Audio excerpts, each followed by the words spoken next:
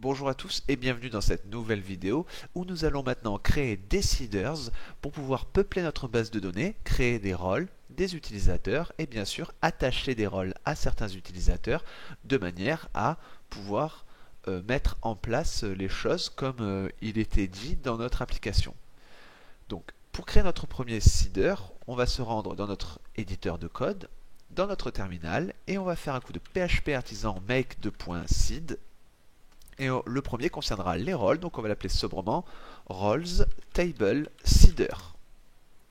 J'appuie sur entrée et je vais pouvoir retrouver mon seeder dans database seeds.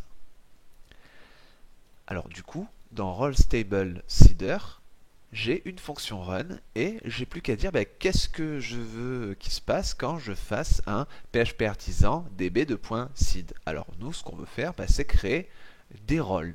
Une chose importante, c'est que lorsqu'on va mettre en place ce système de seeder, il ne va pas falloir oublier à chaque fois que l'on seed la base de données, vu qu'on va peupler la base de données, de supprimer les données qui ont été créées auparavant, ou les données qui existent déjà. Donc pour ce faire, on va utiliser l'app role, donc il va falloir faire un use de notre modèle en haut, use app/role, d'accord, donc il vient de s'importer automatiquement grâce à mon add-on.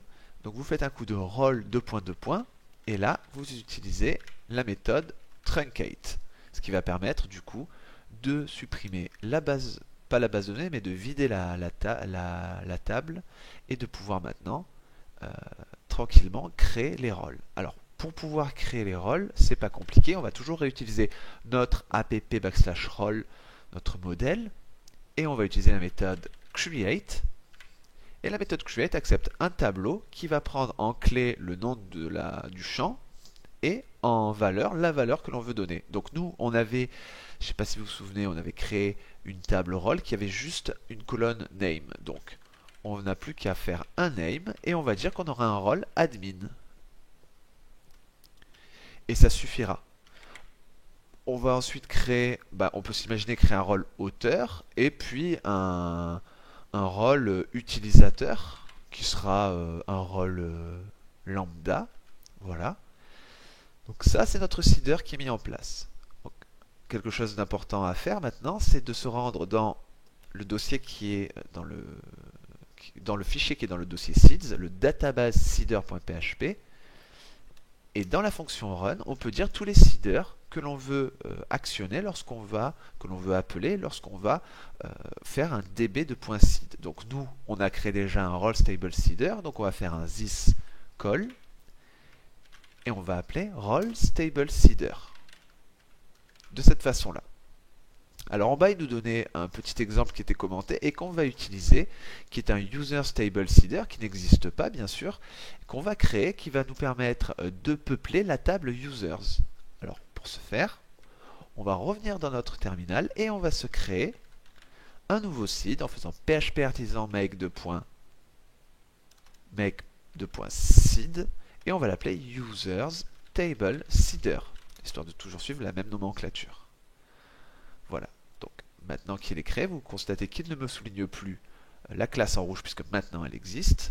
On va se rendre ici et là quelque chose d'important, c'est bien évidemment, on va avoir besoin ici de truncate, de vider notre table. Donc on fait user truncate. Alors on n'oublie pas ici d'importer la base, le bon namespace, donc app/user qui correspond à notre modèle.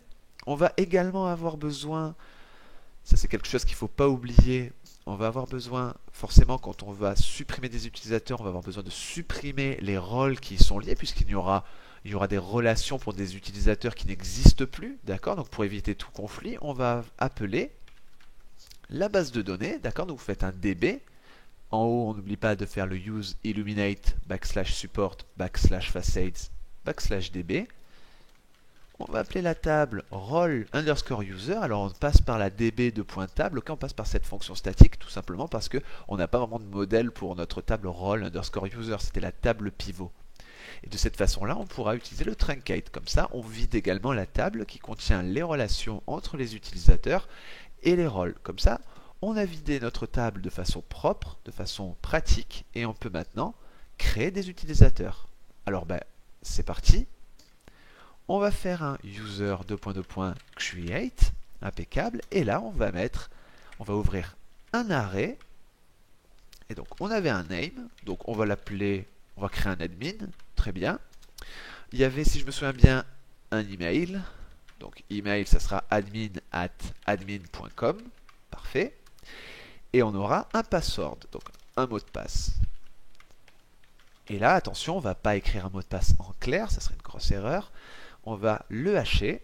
Donc, on va passer par la méthode, hash. Alors, je vous montre l'import à faire. Vous faites un use illuminate /support /facades /hash.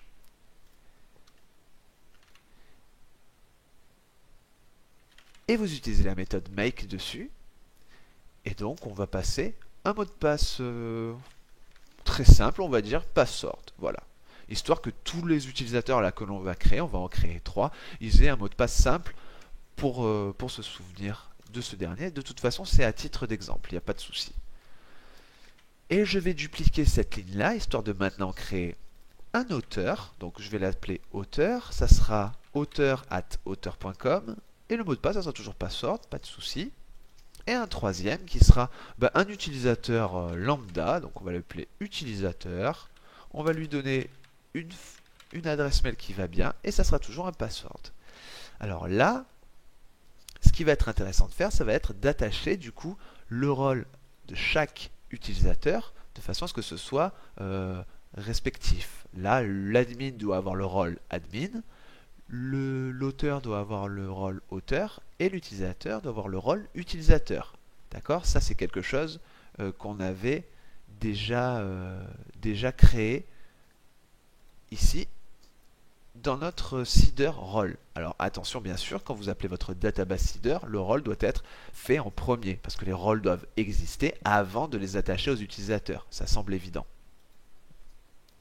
Donc on a ces 3 rôles, c'est parfait. On va maintenant les récupérer dans un premier temps pour enfin les attacher à nos utilisateurs. Donc on va avoir, je vais les stocker en variable parce qu'on va en avoir besoin dans la fonction attache. Alors pour ce faire, on va faire $admin et on va récupérer le rôle où le name est égal à admin. Alors je crois que c'était admin, auteur, utilisateur, parfait. Et on récupère le premier enregistrement. Ensuite ici, on va avoir besoin de l'auteur, donc je fais pareil. Et enfin, utilisateur. Parfait.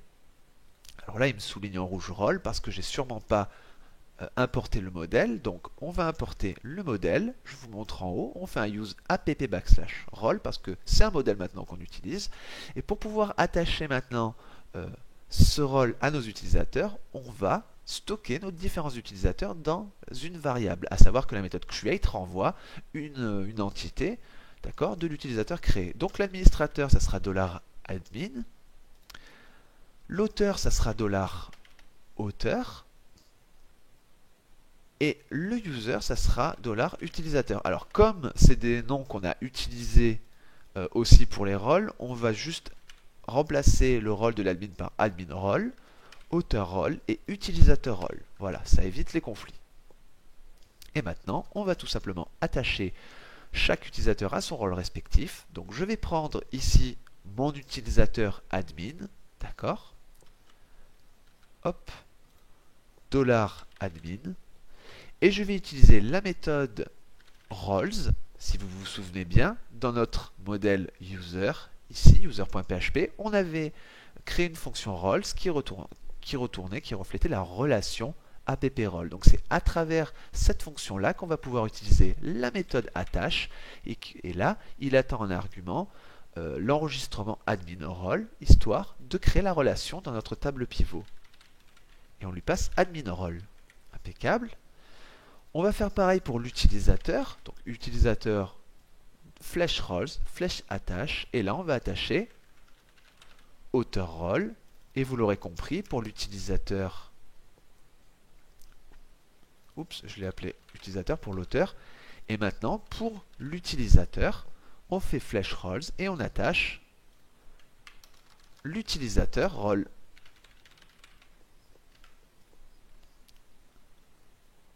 Voilà, impeccable.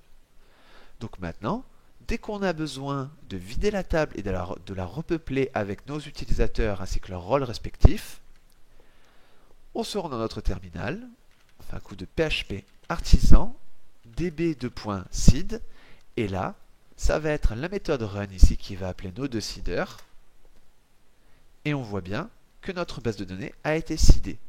Donc maintenant, les utilisateurs, les rôles ainsi que la table pivot sont des tables qui ont été peuplées et qui existent avec le code qu'on a utilisé. Et pour en avoir le cœur net, on va ouvrir notre add-on SQLite, ce qui va nous permettre ici d'explorer notre base de données. Donc l'Explorer s'affiche en bas à gauche. On va étirer un petit peu tout ça. Et donc ce qu'on va faire, c'est dans notre users, on va faire un clic droit Show Table.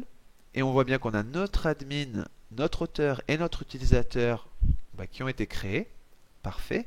Au niveau des roles, on montre la table, on a également les rôles qui existent.